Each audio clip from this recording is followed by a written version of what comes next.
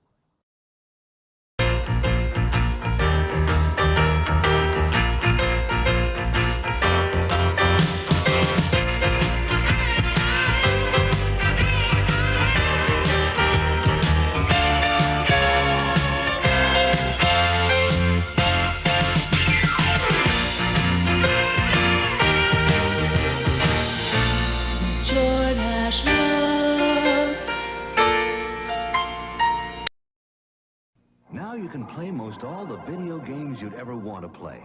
Introducing the Sears Cartridge Telegame System. Over 150 video games, all on cartridges. This cartridge of 27 target games is included, but you can get more cartridges that have tank games, space war games, blackjack, speedway, over 150 video games so far. The Sears Cartridge Telegame System. Sold only at Sears. All right. Hello, everyone. How's it going? Welcome to the show. Welcome to youtube.com/MockDuckPlaysGames. I normally do short form video here. I've done a few live streams kind of in recent months, and I got the hankering to do one today because there's a bit of news going on in the world of Atari, and I wanted to show off the incredibly stupid decision I made, to an audience that might appreciate it. I'll explain that in just a second. But recently we had an interview that was done where Atari CEO Wade Rosen talked a little bit about bringing crypto gaming to the new Atari VCS. I think eventually I'm going to end up doing like kind of normal Mock Duck Plays Games sort of videos related to the Sandbox. I assume I'll be doing the Sandbox video here at some point, but I wanted to just kind of show you what's going on, give you a little bit of look at the Sandbox, and we're also going to check out the Sunnyvale experience, which is Atari's big land space in the Sandbox. I'll actually explain what the Sandbox is and all that sort of thing in just a little bit. But before I do that, I wanted to explain this. Why do I have a dirty bag with the city of Alamogordo, New Mexico on it? Well, I bet some of you already know. And that is, they recently began eBaying the last round of Atari carts that were dug up from the Alamogordo City landfill in 2014. Now, this is dating back to the internet rumor, which was actually fact in the 80s, which is that Atari buried something like 100,000 various games and other junk in the city of Alamogordo landfill. Now, the first round, everything sold for like $1,000 and was way beyond my capability to do anything about. I couldn't buy it. this most recent round was also very high priced, but the difference is I didn't get outbid. I had put in an initial bid on 2 of the entry. I was the first bidder under the assumption of, well, let's just put a bid in and see what happens. Yeah, surely I'm going to get outbid and it's going to go for 1,000 and what have you. Don't do that, people. Don't place bids on eBay for things you don't actually intend to have the money to buy just because you want to watch it and see what it goes, even if you're an Atari nerd. Because guess what? You may wake up a day later to suddenly be on the hook for like $600 worth of Atari carts from a trash dump. And that's what happened here. So this week I got the box from Joe Lewandowski out of Alamogordo. He's the public works person who did it. The reason it's still in a box is they stink a little bit. And so I got it kind of sitting with some baking soda to try to de-stinkify it a bit. But this is it. This is the Missile Command box that I picked up from this eBay listing. But that's not all. I also got a Centipede cart. This one's got that interesting kind of plastic, I don't know if I can get this on camera, it's kind of all crumpled, but you can see how this was it has a little hang tab wrapper on it from the era too. So these are the 2 carts. They don't actually smell that bad. Like, you can't smell them here so much. Like when I took them out of the bag, you could smell it a little bit. If you go, you can smell the trash, but it's not like it's going to fill up a room or anything. Eventually I'm going to probably put a display on these things. But they did come with some officiating paperwork, and that's what this bag is about. I haven't taken the tag out yet because it's just part of a process, but each one has an actual City of Alamogordo property tag to authenticate it. And then each one came with a packet of information and authentication on it, along with a little promo packet, little promo from the City of Alamogordo 2022 era. But one of the things I like in particular is it also came with a bunch of news articles. Now, these are the articles that actually came out in 1983 and just plain said this happened. There was a thing that happened. But because it was 1983 and the newspaper articles had not really been digitized, when the 90s rolled around and did Atari actually bury carts in a landfill, became rumor, became kind of legend, and it was like, is it true? Did they? Well, all the proof has always been available. It just really took someone to go down to really the microfiche slides and whatever to validate all this sort of work and then do the work. It goes to show that, if you actually have someone do the work to authenticate this stuff, you may get your answer. But this is from the Alamogordo Daily News, 1983, Dump Here Utilized. And I'm not going to read the article, but it basically just says, the new pit at the Alamogordo City Landfill has become the apparent final resting place for a warehouse of Atari games from Texas. Essentially what happened, and you can read more about it later on here, they have kind of stories about it. But it was a thing, because the city afterwards to Atari had said, we don't want your stuff. This is September 1983, the Alamogordo City News. The idea is they had built a landfill with the idea of maybe making some bank and what have you, and they didn't really realize what they had set up. So when all of a sudden it says, the ordinance has been proposed in the wake of the dumping of 11 semi-trailer truckloads of Atari computers, cartridges, and assorted parts from an El Paso warehouse in the dump since last Thursday. Apparently, BFI had told the city after being pressed on the issue it was expecting 3 truckloads a week. However, no one is exactly sure how much trash will be expected. So the city built it. They didn't really think it was going to be used for that purpose. It was used for that purpose, and then afterwards they were like, wait, what? And so it kind of became a big city issue. So all the evidence has been here this whole time. They've got a picture from the 1983 newspaper of the trucks doing the dumping. So, I mean, hey, there's not internet rumor, what have you. And then they've got another one from the El Paso, Texas Times, talking a little bit about El Paso's kind of take on the situation. And then finally it comes, well, not finally actually, but it does come with a certificate of authenticity for the game from the city of Alamogordo, New Mexico. And then finally, it's got a really nice written story by Joe Lewandowski. It might be Lewandowski. I'm not sure how to exactly pronounce the name, but it's spelled Lewand. So Lewandowski. Atari Tomb at the old Alamogordo landfill. And he had done a really nice write-up here that comes along with these carts with some pictures of the process to discover the rumor was in fact true. And then the unearthing of the carts, which I think most people know these days because of the movie Once Upon... wait a second, what is it? Movie is skipping my brain. Is it Once Upon Atari? Is that the name of the movie? I think so. Yeah, Once Upon Atari. And so then, it's a little bit about that. So that's ultimately what I paid for. It's neat. I shouldn't have done it. I didn't have the money. Don't put in fake bids on eBay just because you're sure that they're going to be outbid. That's the lesson here. However, as everyone knows, I'm a monster Atari nerd. So despite the fact that I couldn't afford it, I'm actually kind of glad I've got these. They're going to be a really neat bit of my collection. Stupid? Yes. Can I ever criticize anyone ever again for spending too much money on something dumb? No. But there we are. And I wanted to kind of show that off to hopefully an appreciative audience here, because I think you might be the only folks. Good thing I don't have a partner. I don't have a girlfriend or anything. And because I have a pretty good suspicion that certain partners of Atari nerds like myself would probably be like, you did what? You did what? So, there you go. I share custody with my son, and he's with his mother right now. So it's interesting because all the info it was just there to be found, but it really does go to the fact that the internet is not all inclusive in terms of knowledge. The internet's really good at archiving things that were created for the internet, but unless all these newspapers dating back to 1800s digitize all their archives, a lot of that stuff isn't online, and if it is online, it may not be in a searchable state.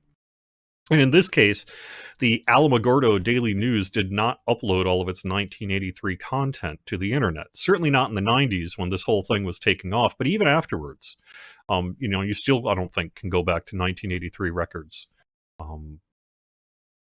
It's just not how it was done. So it really is just kind of a pre-digitized information era issue there. But pretty cool.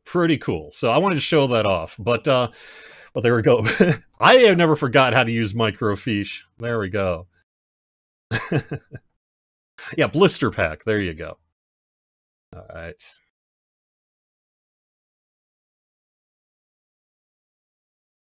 All right. So, but that's really neither here nor there. Although I suppose you could say, speaking of trash, let's take a look at the Sandbox. It's not trash. I'm being harsh. I did want to... it's not. I was just joking. Let me show you kind of what prompted me to do this show here today. This is a YouTube video that got posted on the forums. I'm just going to play like a minute of it.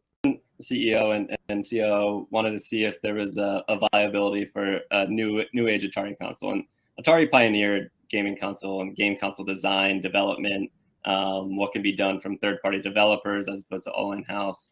And so they wanted to see the appetite of Atari creating this new console, and they crowdfunded, huge demand, and then they had to build the thing. And building a console in New Age is pretty complicated. But the VCS, I think, is an overall triumph. So we have the Atari VCS. It's for sale. It's very interesting. It's more of a niche product at the current moment, where it's a smaller user base overall for sure. We're still bringing games on, bringing developers on. There's something over 45, 50 third-party games on. Obviously, every Atari game is on there. Over 200 Atari games, including all the new Recharged series that came out, and even one of our first new IPs in years, Combinera, which I've been playing a lot of. New content. He's getting but then to we're also the Sandbox basically part. It can be unlocked as a mini PC as well. So we're going to be introducing some blockchain games and experiences and wallet connects to the VCS, where it's going to be easier and more accessible than some of these higher power PCs you'll need to play some of these blockchain games, but still have that console feel overall. for this blockchain gaming. And it's still going to be niche. We're not going to be promoting this mass market. This is just going to be a thing that we're going to be offering just as a new, different experience. And we'll definitely be offering a lot of VCSs as rewards to holders and anyone in our ecosystem overall. So there'll be multiple ways to experience that. All right, so as you hear it right there, they're bringing the crypto gaming to the VCS. It should be noted that Atari is one of the largest virtual landholders of the Sandbox. And so it can be assumed, I think pretty safely, that the Sandbox will be the game that's coming here to the VCS. All right, so... Oh, wait a second. It's a weird ghosting going on. Give me a second here. Okay. All right, I think that's done now. All right, so there we go. So I'm inside of the Sandbox right now. The reason I'm not showing like the menu screen and that is it takes a while to get going. Because this is a crypto game, you've got to have a crypto account to hook up to it. And getting into crypto is a process. They actually do talk about that a little bit in the interview about how the onboarding to the world of crypto is a thing. And they're looking to simplify that. I think he's probably correct that like a laid-back, sitting on the couch experience will work for this kind of social game. But let's see. So I'm in the tutorial here. I need to get through this before I can really go to the lands as I understand it. But this is it. All right, so you can look at quests, picking up these are all crypto things. I think you can, well, somebody either bought or someone could buy.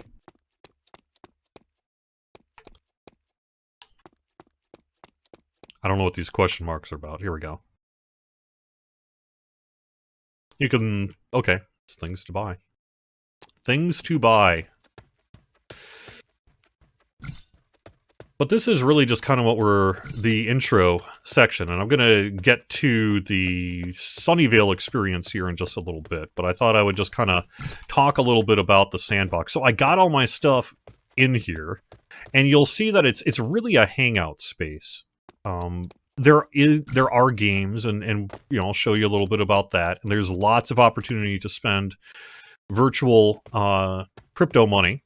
F, I believe, is the platform they're based on, which is, you know, the one the old Atari token was based on. Presumably the new one will be. Actually, I don't know enough about crypto to even say that that'll be the case. I assume that the new whatever Atari does next in the realm of crypto will be also based on Ethereum. However, I could be incorrect there. Guess we never really know until they announce it, but there we are. I know Snoop Dogg is on here. That's how I learned about the Sandbox, because I was like, Snoop Dogg's gotten into crypto. Of course he has. How else is he going to buy that weed? Actually, Snoop Dogg doesn't need to buy his weed. Are you kidding me? Snoop Dogg probably hasn't purchased marijuana in 20 years. But there we go. Yeah. Alright, so anyway, you can see it's really just like a big virtual land space here. And this is a tutorial to really help show you the various aspects of the Sandbox that you'll be getting into. Alright, now I'm going to put up on the screen here. Let's see if this actually works. In order to... I don't know if I think I'm going to have to share the screen. That's how I'm going to have to do this. Here we go. You can see right here, whenever you try to open the map in-game, it actually opens a browser. Now this, what you're looking at in the center here, is the Sandbox. All of these are spaces that you can go to. I don't know what Aldrich Garrison is, but you see some. You see some that you recognize. The Walking Dead. Warner Music Group. And more music. Oh, that one. This is the alpha lobby that we're in. And then you'll see Atari, Sunnyvale Experience here. There's obviously a lot of different things that you could... There's the Deadmau5 there. Yeah. So a lot of kind of music, art, culture, brands have space in here. But there we go. So if I click on this in the browser, I should be able to click play. and then it should theoretically take me to where I want to go. Yeah, it says launching experience. Yes, I would like to travel to another game. Let's do this thing.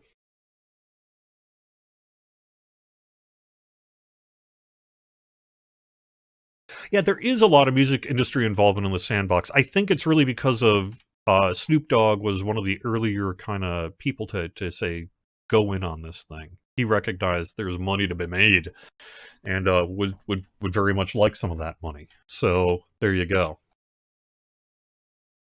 Yeah, I can get you a link to that video interview. You can also find it on Atari Age. Now this is, I have it copied from 50 seconds onward because it seemed to be most relevant, but you can kind of go from there and watch the whole thing if you want to.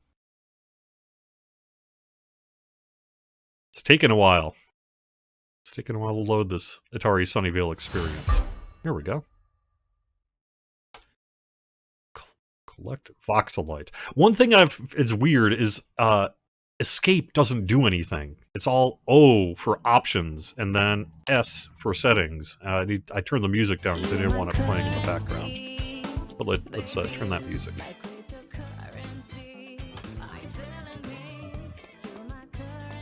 So as you can see, there are people here. Look at this. 1, 2, 3, 4, 5, 6. I saw a 7th.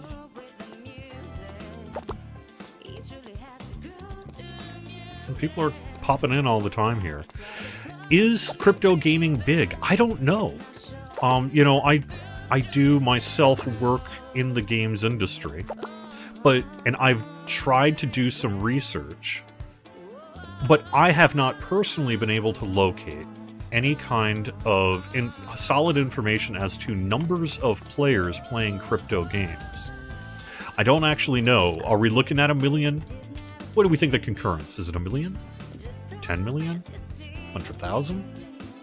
Is it 50,000 people playing all these games? It seems like it might be bigger than you'd think, given the sort of the fact that like the Atari X Discord got 1,000 people just boom within the first 24 hours of opening. So even if some of those are kind of low quality bot accounts or what have you, it still shows that there is certainly immediate interest in the Atari Sandbox product. The other thing that I thought was really interesting about the Sandbox, and another thing that kind of prompted me to go into this, is I read the Atari Financials. And when I look at the Atari Financials for fiscal year 2022, the new hardware, the Atari VCS, accounted for approximately 33%. This will be about as good a place as to start. 33%. I'm going to turn the music down a bit. There we go. The entirety of the games category was about 38% of their total revenue. The entirety of their crypto revenue was 33% in fiscal year 2022. So within just a few short years, Atari's crypto efforts have been edging on as profitable as their entire games section. And then there's licensing, and then hardware, which was about 8%. So the VCS was roughly about 8%, although that also includes the plug-and-plays, presumably, as well. So it's hard to separate out the Atari VCS from that. But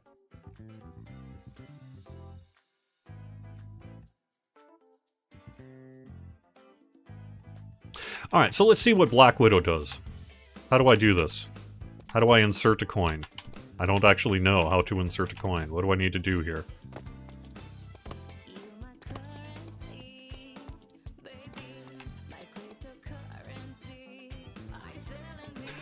Is this song really just a song about cryptocurrency? Is that for real? Yep. Speak. Okay.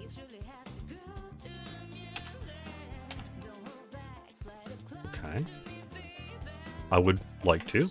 Let's see. I would think, okay, Black Widow. But I'm not seeing a way to actually play this. So I guess we'll just have to wander around a little bit and see if perhaps we can unlock the ability to play a game once we've explored a bit.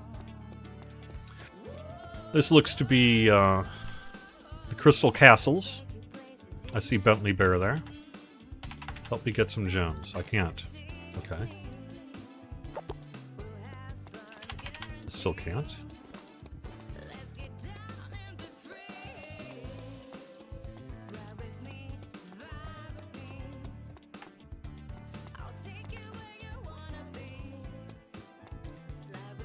Okay. Here we go. Travel. Let's see what happens.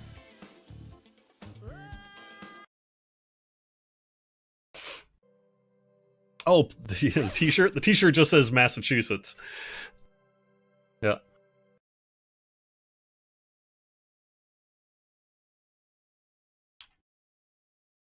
It's true. So I happen to be kind of a Snoop Dogg fan. That's not to say I actually listen to any of his music per se. I just think he is a great character. Crystal Castles. First game with a win condition. Really? Is that actually true? Doesn't seem accurate to me. But what about adventure? Yeah. Okay.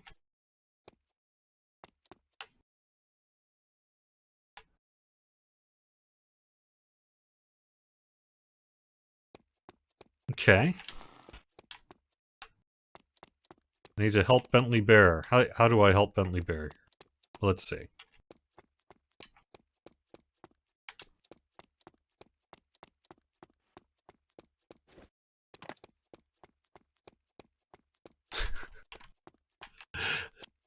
I mean, this is interesting. Does anyone... Yeah. Quests. Okay, quests are there. Gems will open the door, keep an eye for secrets.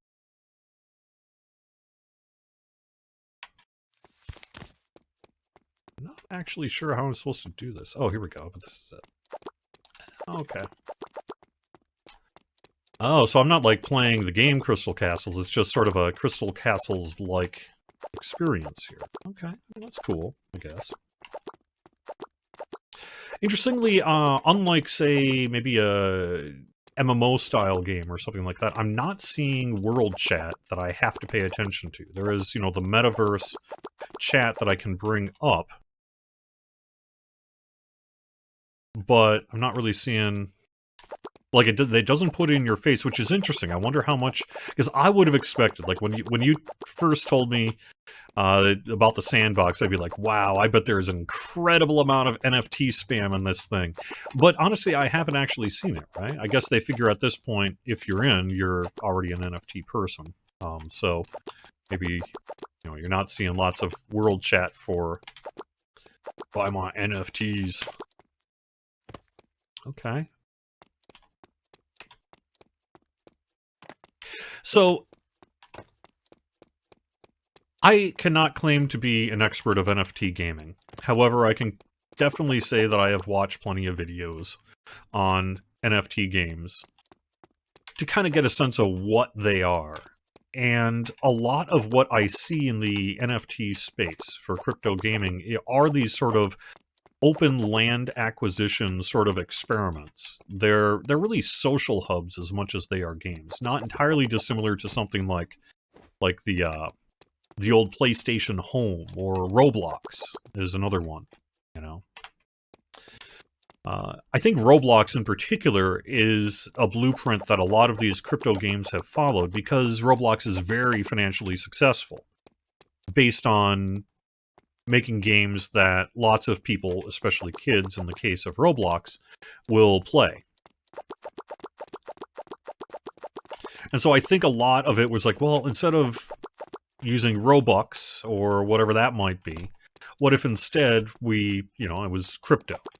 It seems like it's kind of it fits. And so I guess I can't say I'm too surprised. Can I actually jump over? No. Okay. That they go for really social space type experiences, but that it does appear that that's largely what the Sandbox is. I mean, this is a game, kind of, I guess, right? But why? I don't know.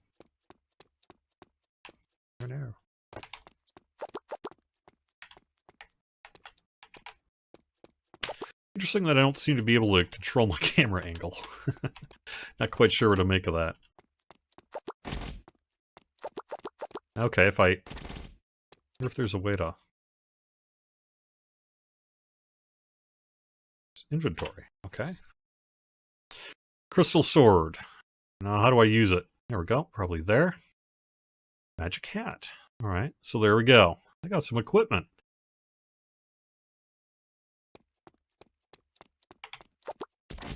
Yeah, now I've got a weapon I can swing, presumably, at these things.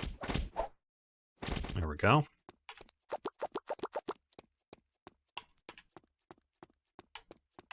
Can I break this open? I wonder if I can break this open now.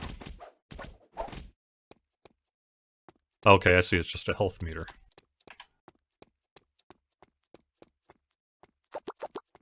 I feel like here we go. So I'll get over here. I have to say, not the most precise. I mean, I suppose it makes sense. It's kind of hard to navigate a little bit. I sort of wish I could have a behind-the-back perspective, maybe.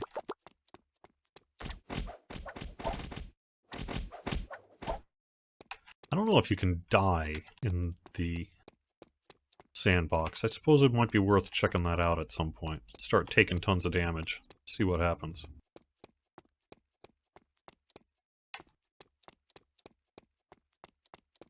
Oh my gosh, how do I get out of here? Okay.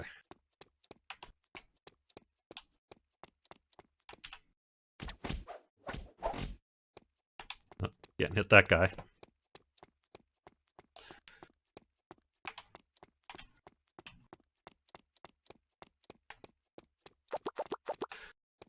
I mean, you know, it's got switches, it's got doors, it has light puzzle elements. It's got stuff going on.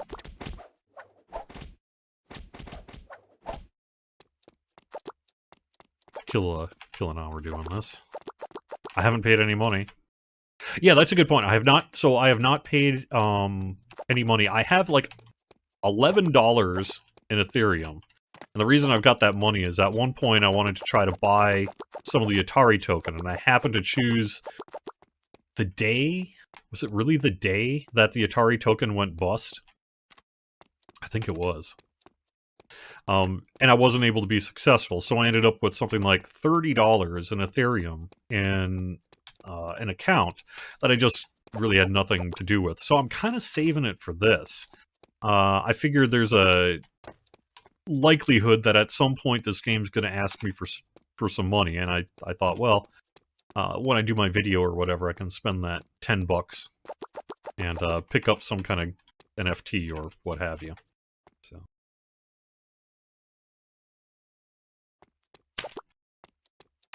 Okay. Oh, am I supposed to jump? No. No. Huh. Weird that it's got invisible walls that you just can't really get through. Okay, I see. No? How am I supposed to get over there?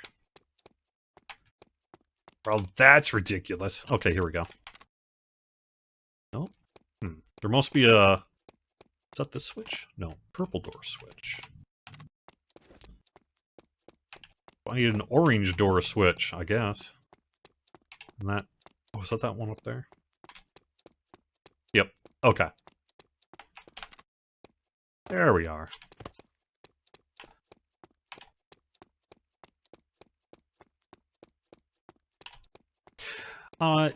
Game looks pretty high res. It's based on voxel technology. It's that newer kind of voxel technology that I've seen with games like Teardown and such, where, you know, typically in traditional Minecraft, 1 meter of game space is one block, one voxel block.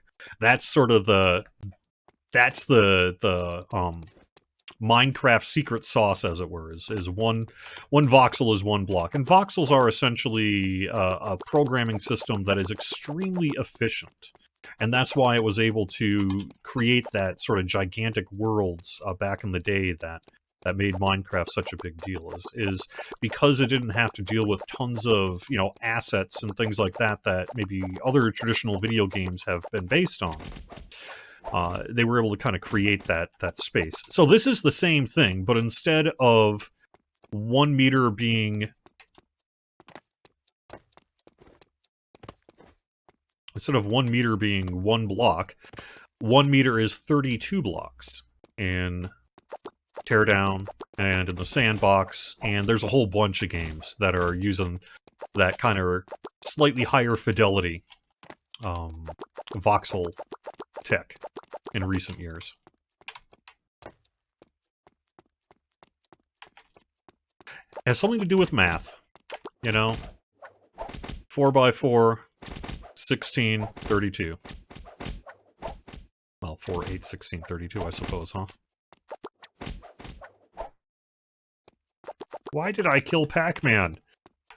I didn't have any problem with them.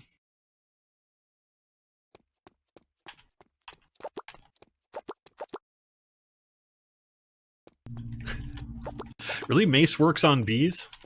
I just have a plan of generally trying to ignore large groups of bees and hope that they don't sting me. I will remember that. Mace, huh? Okay. Well, I did something there. Don't know what. Okay.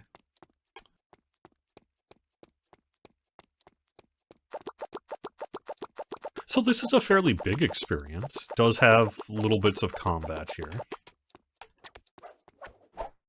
This might be a good opportunity. Let's see if I can die, huh? Let me just sit here and let this thing try to attack me. See what happens here. Well, maybe I don't want to do that, because I do want to show this off. I'll show this off and then I'll die at the end.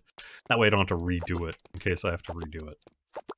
I don't want to have to sit there and redo this. So, okay. So this was built, presumably under contract to Atari. I you know, assuming Atari themselves didn't program this. But you can see it's well, I don't know. It's a game. It's a game of sorts.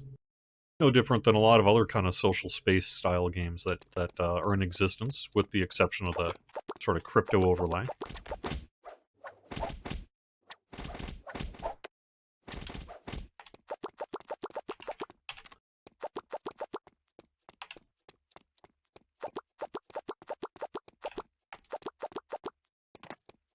Gonna guess at some point that's going down.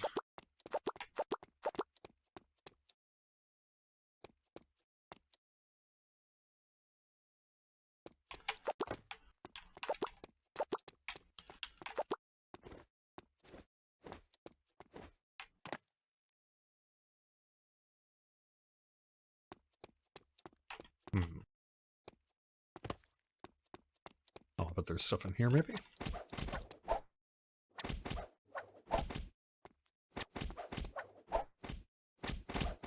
Oh, I'm down to like 2 health, huh? Nope, and then I died. Okay, well, there you go. Looks like you just sort of go back to a near checkpoint. Alright, there must be something in here I have to pay attention to.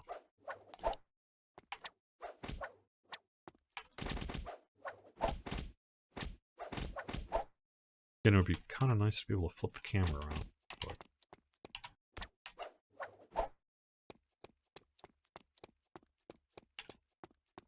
Alright.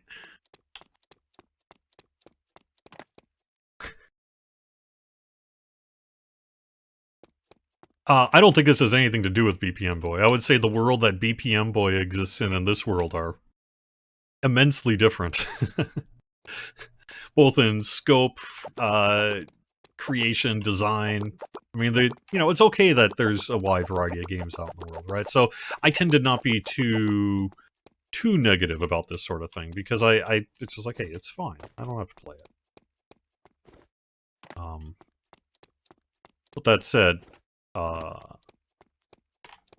experience like BPM Boy is a much more advanced sort of experience.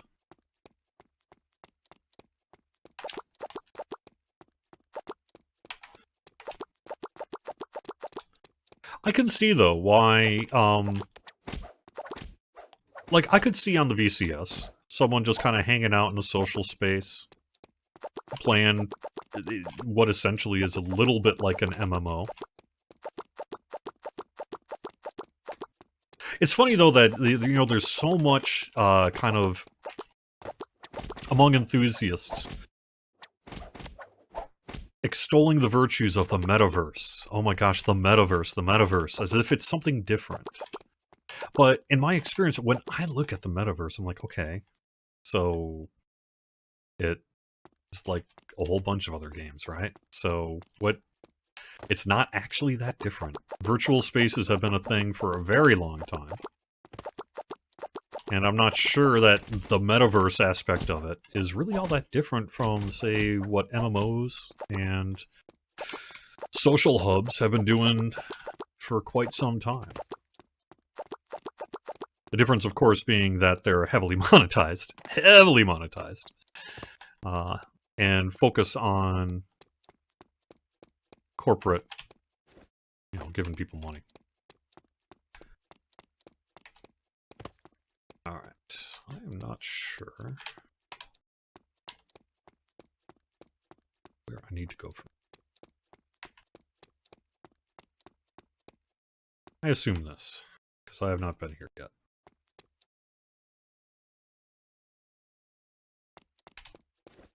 What? Oh my god. Are you kidding me? Can't go there? Can I go? Alright, well, let's try something else then, huh?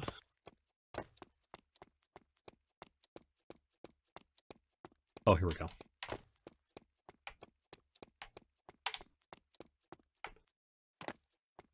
This has Qbert-style controls, by the way. Because it is, Crystal Castles, I'm hitting, like, S and D to go lower right. Southeast, if you want to call it that.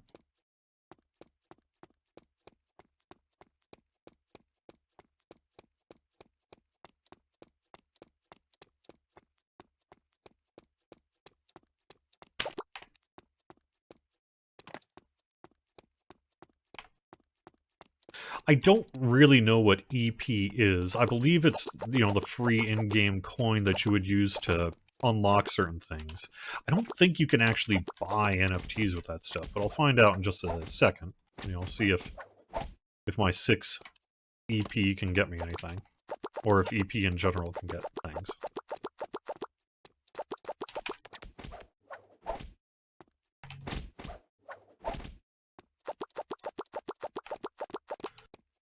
I suppose a lot of the people who are really into crypto gaming would argue that in terms of a social space, maybe the design of the space itself is not that different, but the way people interact with it, with a focus on user-created marketing, user-created purchasing, is a little different.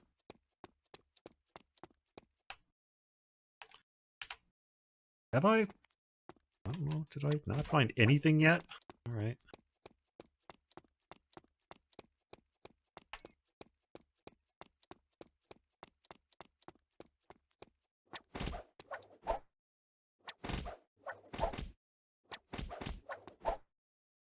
You cannot hold the button down to attack. Oh no, I've got a super attack though. Okay, that's interesting. Let's check that thing out. Of course, I got a face. Right. What? Can only go north? It's weird.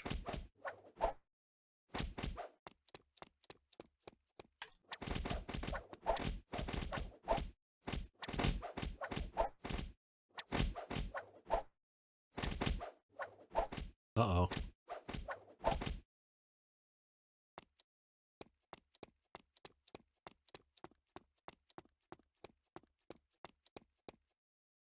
Well, that's cool. Not Jackie Chan.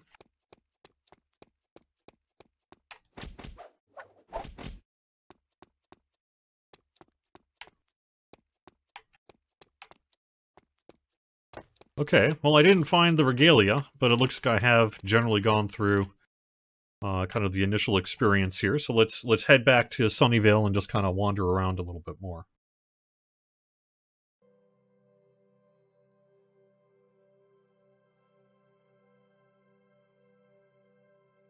Four parcels, multiplayer. Creator, okay. The Sandbox game development team themselves looks like they created the Sunnyvale experience on behalf of Atari. You'll see in the lower right of the screen here, Sandbox is listed in alpha, not even beta yet. Generally pretty playable, though.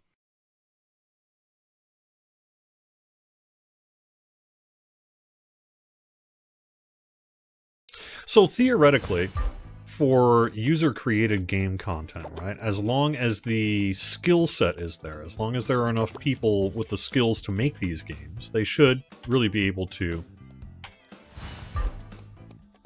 do just about anything they want.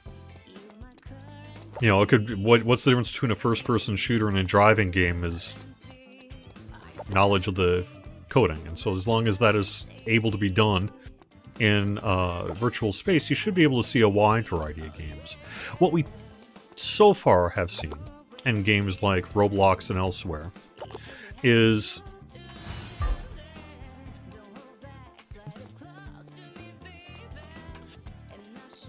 collection-style games, what you might consider idle-like games. We see a lot of idle-style games over on Roblox. A lot of games which involve essentially funneling money to the people making the game. Alright, let's fall into this pit. Parkour race, huh? Ooh, could be tough.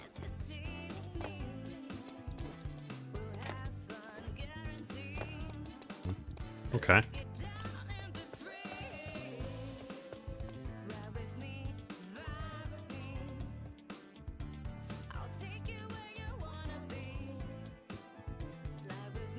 Okay. I have no idea what that means.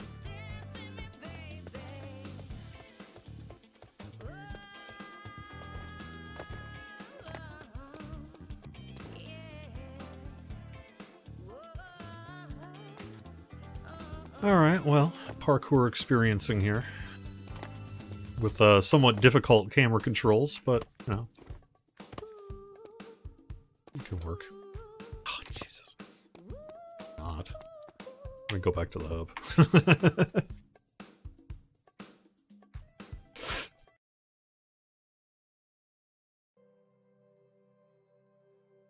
So it's true, not Jackie Chan, that generally people can, quote, make their own game for free. There is a voxel editing software in the Sandbox similar to the way like Minecraft lets you make your own avatars and things. There's also then a theoretical game maker in there. Now you need land to make this space, and that ultimately is the big gotcha, if there is one. Although it's not sneaky, they're upfront about it, but that is the big gotcha in terms of playing this game for free and making your own content and selling especially your own content in this space, is you need land, and land is not cheap. I'm going to move briefly here once this finishes loading. Oh, you do not need land? Really? Where are you going to put it if you don't have land? I guess I would need to know more about that. I'm not claiming to be an expert here. This is my impressions of what I'm seeing.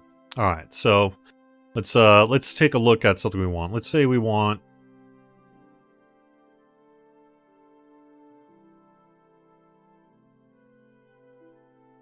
There we go. Good enough. A vending machine. Takes us to a page. Current.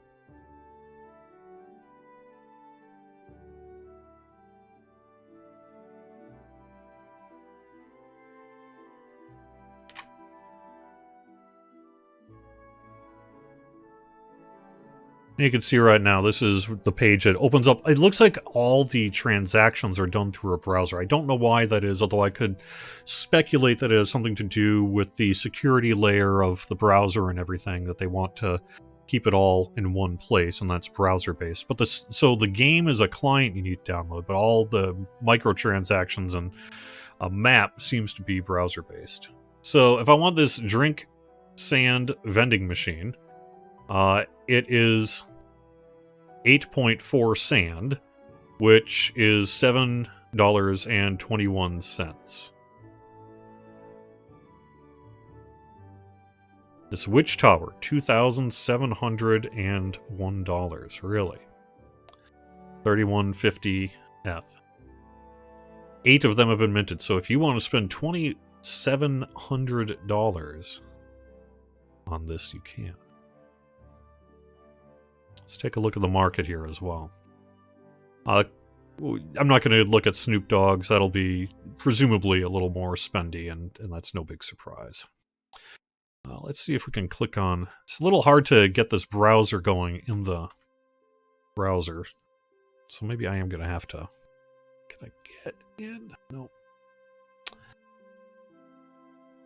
Of course, I can't really navigate this web page using XSplit. It's not going to want to work. So let me go back to the market and do it through a screen capture. This will be a little bit better way to do it. Okay, this should work instead. You can kind of see new assets here.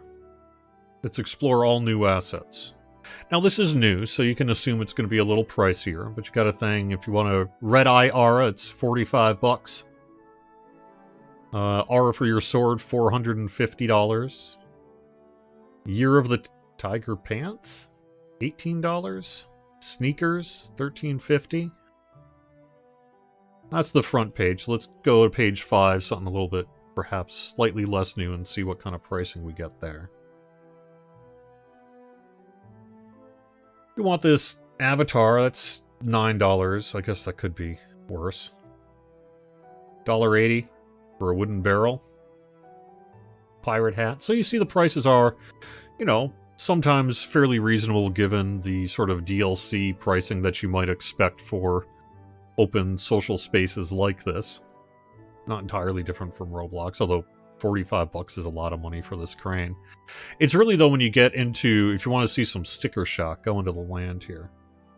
If you want to buy land, because you do sometimes need to buy land. I guess the person in chat is saying you don't need it to actually run your game, but okay. Looking at $1,700, $1,800, $1,900. Depends on the size and its location. Let's say we wanted to spend $1,900 on this. This would be at that one block of space at 29, -186 next to the people. You can see its price has gone down. So this is why I said that on the chat earlier. A land is a place players can buy to build experiences on top of. Once you own land, you will be able to populate it with games and assets. That leads me to think you need land in order to populate it with games and assets. What you're saying, though, is apparently you don't need land in order to actually do a game?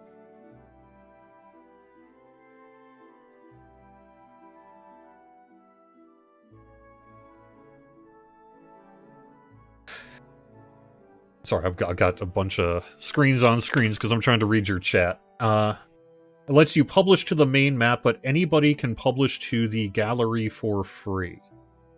Okay, well that makes sense because, you know, theoretically NFTs are cross platform, as it were. They're cross experience. So you can create the thing, I guess, without having land. But it sounds like if you want people to play it, you need to do that. So I do appreciate you being here, by the way. It sounds like we have an actual enthusiast of the Sandbox in our YouTube chat. It's really nice to see you here. And yes, not everything is super crazy expensive. You know, there, as you just saw there, you can get small things for a couple of bucks. The main focus of the Sandbox is that it is fun. Pretty sure the main focus of the Sandbox is to collect NFT cash on the part of its owners by selling an experience that is purportedly fun. But there we go. So if you don't need land to play your game, then why does it say in big letters you need land in order to play games? We just saw it there, right? But okay. Hey, I'm not saying you're wrong. I'm just saying that's ridiculous. It shouldn't be like that. Okay. Well, we're back in this open area here. Let me kind of head back to the map. Get back into the Sunnyvale experience.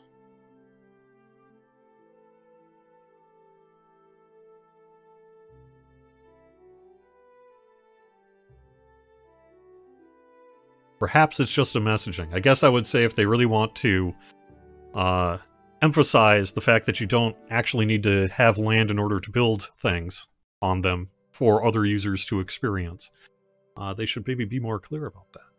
Because it sure seems like it.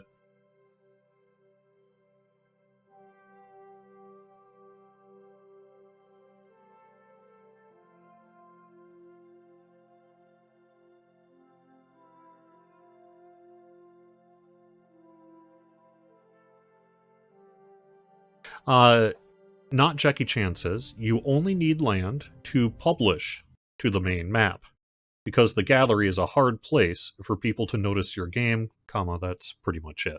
So really it's one of those things that you can create it if you want to get seen. You're going to have to do that. Well, that leads me to think I'm going to probably end this then.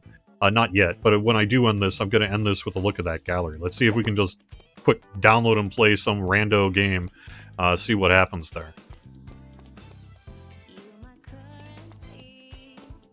You're my currency? Really?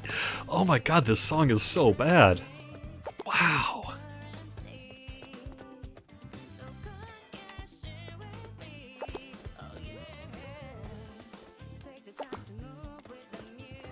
It's like the people who make music for Persona games somehow got sucked into an NFT cult and wrote a rah-rah song about NFT.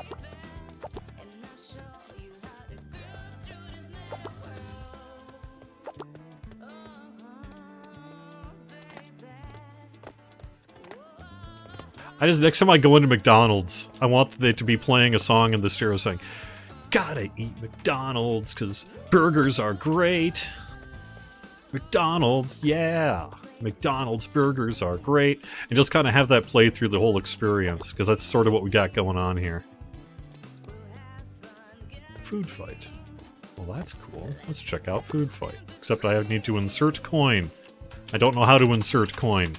How do I insert coin? I ran into this in the other place as well. I assume this means I need to buy it, right? Well, how do I buy it? How do I actually do this thing?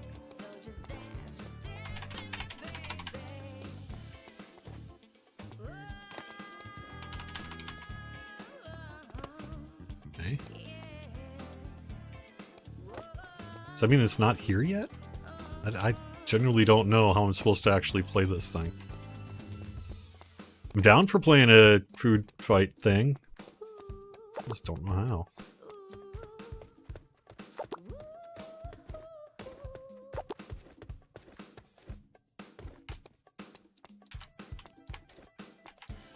Pong. Yeah, see, it won't let me play Pong either.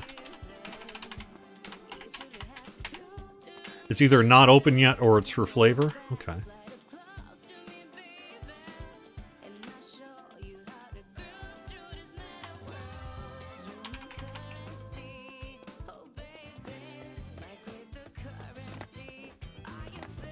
Oh my god, this song is... I'm never gonna forget this song. I will never forget this song. I will be on my deathbed and they'll be like, "Do you have any last words?" And I'll be like, "Cryptocurrency."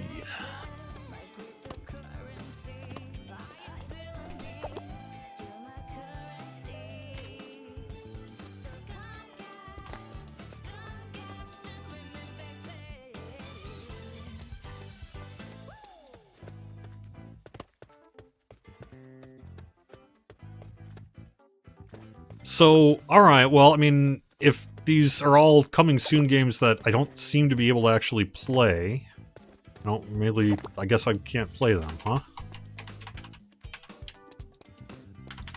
This is... no, it has... oh yeah, Yars. Okay. Got combat, we got a whole bunch of other things. Unless someone in chat is able to chime in and say, "Here's how you play something that says insert coin here," I guess I'm just going to have to assume it's not actually ready to play yet. And you can just wander around this thing. I don't even know what I'm collecting, to be honest. I'm just kind of picking up these blue things because they go away when I run over them.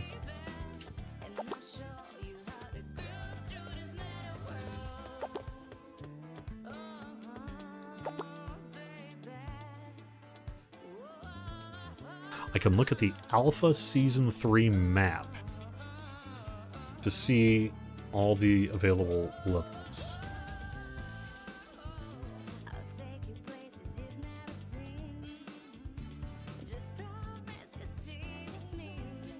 Okay.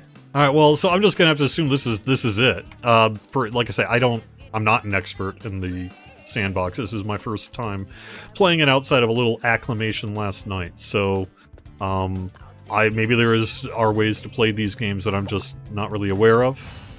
Do I want to enter the code? Yes. Yes.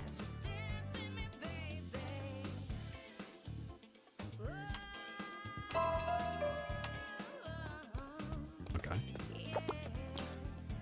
These little blue things seem to just keep respawning, so I guess that's that. Well, I like this idea of going into the gallery. Let's see if I can figure out how to get into the gallery here.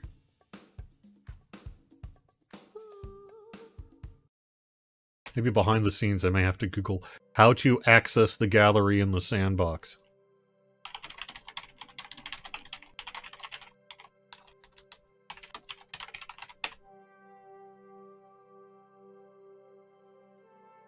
Select the gallery tab in the top right corner of the Game Maker home screen. Oh, so you have to do it from the home screen. Maybe?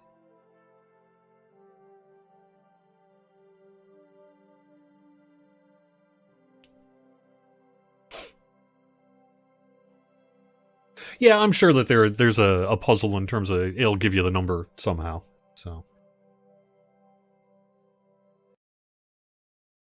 let's see if I can figure out how to get to the gallery from the game, or if I really have to download some voxel editor to check out other people's games. Is that how it works? So I have map, settings, dashboard. I've got 2 tabs, although I don't really seem to be able to figure out how to open any of the tabs yet. I haven't collected rabbits. Okay.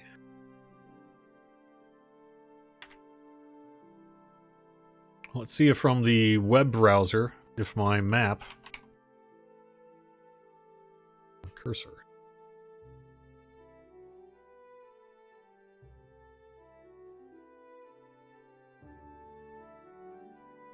Download alpha, I've got a cart here. I'm just going to put the map back on the screen. This one.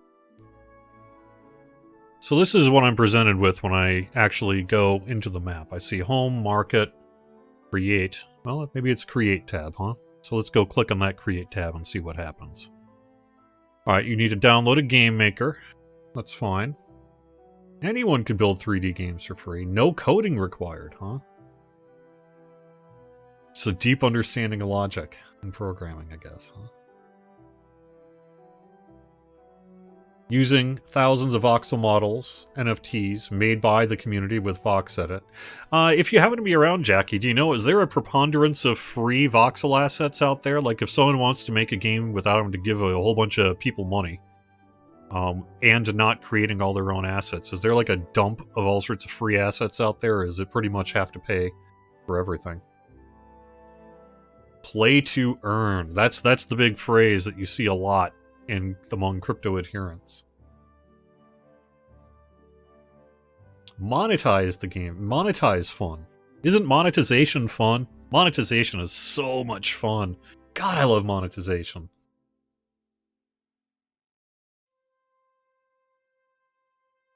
Who doesn't?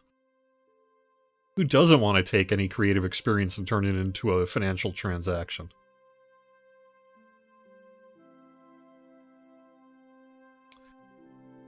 VoxEdit, NFT creator, that's cool. I mean, that's cool. You know, if you want to make your own voxels, that's cool. I'll probably download this, check it out.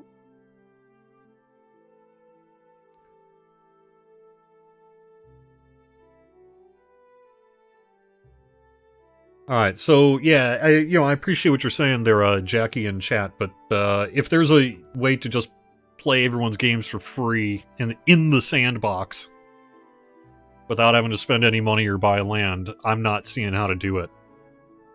I don't know how you access this gallery, but it doesn't appear to be from the Sandbox client. And I suppose an online database is cool, but that isn't the same as actually, say, playing a game from the game. Just saying. There we are. Well, let me wander around to the back here at the end of this, and let's see what we can do. Alpha Season 3. It's cool. And this is just going to be a space where you can see, presumably, a little bit of what everyone's got going on. You can see there really is some nice art here, though. Like, in terms of voxel art, I've played a lot of Minecraft over the years. It's very nice looking. It's cool. Looks nice. Just saying. In terms of voxel art, it's looking pretty good. So, lighting and everything's looking good.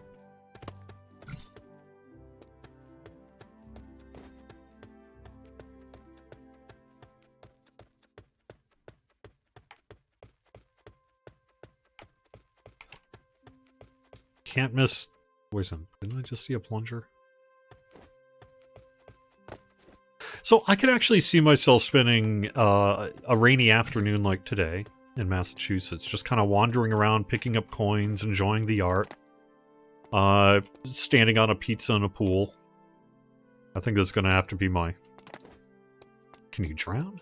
No. I need to grab a screenshot for the thumbnail.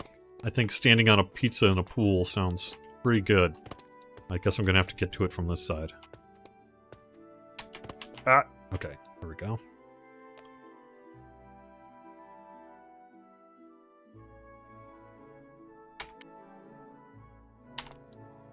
Oops. Control. Oh, I see. Oh! How did I do that? Oh, you can sit! Amazing.